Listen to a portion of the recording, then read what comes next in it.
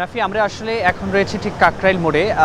একটু আপনাকে জানাই, আমরা যদি বলি যে মতিঝিলের এই পাশটা অর্থাৎ আরামবাগ থেকে শুরু করে এরপরে নয়াপল্টন, তারপরে কাকরাইল, এদিকে সব জায়গাগুলোতেই কিন্তু আমরা একটু ঘুরে দেখেছি। একটু আগেও আমরা দেখেছি যে এখনও এই হাঁটু পরিমাণ পানি রয়েছে এবং বিশেষ করে নটরডেম কলেজের সামনে সেখানেও কিন্তু এখনও প্রায় কোমর সমান পানি রয়েছে। এবং আমরা এই যে দুর্ভোগ, জনদুর্ভোগ, এই জলজটের কারণে সে বিষয়টা যদি একটু বলতে হয় যে এখানে কিন্তু যে সকাল 6টার দিক থেকে বৃষ্টি শুরু হয়ে সে বৃষ্টির পানি কিন্তু এখনও এখানে রয়েছে এবং এতে করে আমরা দেখছি যে 12টার দিকে আসলে বৃষ্টি একরকম শেষ হয়ে যায়, কিন্তু এখনও পর্যন্ত যে জলজটের কারণে মানুষের যে সীমাহীন ভোগান্তি সেটি কিন্তু এখানে একেবারে চোখে পড়বার মতো। অর্থাৎ আমরা দেখছি যে 7 ঘন্টা হয়ে গেছে বৃষ্টি শেষ হবার, তারপরেও কিন্তু এখানকার পানি একেবারে নিষ্কাশন বা একেবারেই নেমে যাবার যে বিষয়টি সেটি কিন্তু আমরা এখনও চোখে দেখছি না। আরেকটা বিষয় একটু বলতে হয় যে আমরা এখানে স্থানীয় যারা এখানে ব্যবসা বাণিজ্য করেন, যাদের বিভিন্ন দোকানপাট রয়েছে, তাদের সঙ্গে কথা বলেছি। তারা বলছেন যে বিভিন্ন যে ম্যানহোলের ঢাকনাগুলো রয়েছে সেই জায়গায় ময়লা কিংবা পলি কিংবা বিভিন্ন রকমের বোতল, সেগুলোর কারণে অর্থাৎ পরিষ্কার থাকবার না কারণে কিন্তু পানিটা আসলে সহজে নেমে যাচ্ছে না।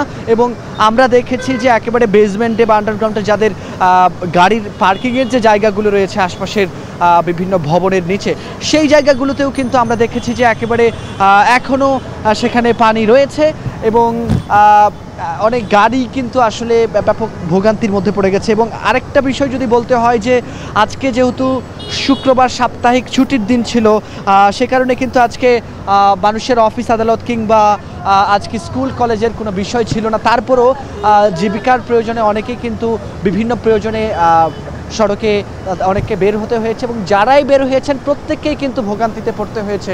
তো এই ছিল আমার কাছে কাকরাইল থেকে সবশেষ তথ্য।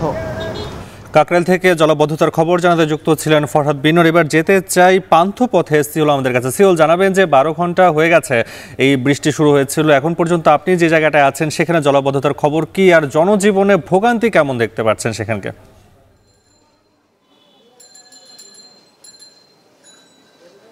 নাফি, সারাদিন তো আমরা আজকে এই পান্থপথ, ধানমন্ডি, 27 নম্বর, ফার্মগেট, এই এলাকাগুলোতে ছিলাম, বিজয় সরণি। তবে যে জিনিসটি দেখতে পাচ্ছি যে এখন কিন্তু আস্তে আস্তে মূল যে সড়কগুলো রয়েছে সেই সড়কগুলোর পানি কিন্তু নামতে শুরু করেছে এবং অনেকগুলো সড়কের পানি নেমেছে। তবে সবচেয়ে যেটি ভয়াবহ বিষয় সেটি হচ্ছে আপনি নিশ্চয়ই দেখতে পাবেন যে আমার পিছে যে এই গলিগুলো দেখতে পাচ্ছেন, অর্থাৎ পান্থপথ এলাকার যে ভিতরে গলিগুলো রয়েছে কিংবা ধানমন্ডি কিংবা বিজয় সরণি সহ অন্যান্য জায়গার যে গলিগুলো রয়েছে সেই গলিগুলোতে কিন্তু এখনও পর্যন্ত অনেক জায়গায় হাঁটু পানি, অনেক জায়গায় গোড়ালি পর্যন্ত পানি জমে আছে।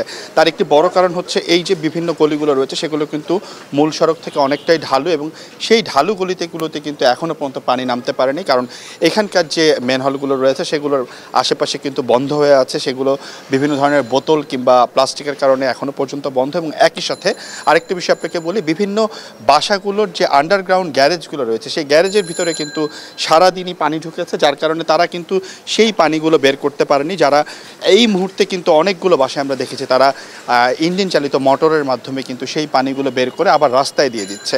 তবে একটি জিনিস আপনাকে বলি, সেটি হচ্ছে এই বৃষ্টি সকাল থেকে যে হলো, প্রায় ভোর 6টা থেকে 12টা পর্যন্ত একটানা যে বৃষ্টি ছিল, সেই বৃষ্টির ফলে কিন্তু আজকে সারাদিনই এই এলাকার বিভিন্ন বেশিরভাগ দোকানপাটগুলো কিন্তু বন্ধ ছিল। তারা আসলে ব্যবসা করতে পারেনি। আমরা অনেক ব্যবসায়ীর সাথে কথা বলেছি। আজকে সরকারি একটি পরীক্ষা ছিল, আপনি নিশ্চয়ই জানেন যে সেই পরীক্ষার্থীদের সাথে আমরা কথা বলেছি, তাদের জনজীবন কিন্তু অনেকটাই অচল হয়ে গিয়েছিল। তবে বিকালের পর থেকে আমরা দেখতে পেরেছি অনেক এলাকায় পানি নামতে শুরু করেছে এবং অনেকগুলো এলাকাতেই কিন্তু যারা বের হতে শুরু করেছে তারা তাদের যে দৈনন্দিন জীবনের কাজগুলো রয়েছে সেগুলো কিন্তু তারা করতে শুরু করেছে। এবং দুপুরের পর থেকে, অর্থাৎ 1টার পর থেকে কিন্তু কিছুটা রোদও কিন্তু আমরা দেখতে পেয়েছি। এবং একই সাথে আরেকটি বিষয় আপনাকে বলি যে এখন আসলে যেই যা অবস্থাটা আছে, যে বিভিন্ন এলাকার যে গলিগুলো সেখানে আসলে জলাবদ্ধতা এখনও কিছুটা রয়েছে এবং নিজ উদ্যোগেই কিন্তু অনেকেই এই জলাবদ্ধতা নিরসনে কাজ করে যাচ্ছে। নাফি, এই ছিল আমার কাছে সর্বশেষ। রাজধানীর কাকরাইল ও পান্থপথ এলাকা থেকে জলাবদ্ধতার খবর জানাতে যুক্ত ছিলেন আমাদের সহকর্মীরা। নাফি, আমরা একদম শান্তবাজারের আয়োজনের শুরু থেকেই আজকে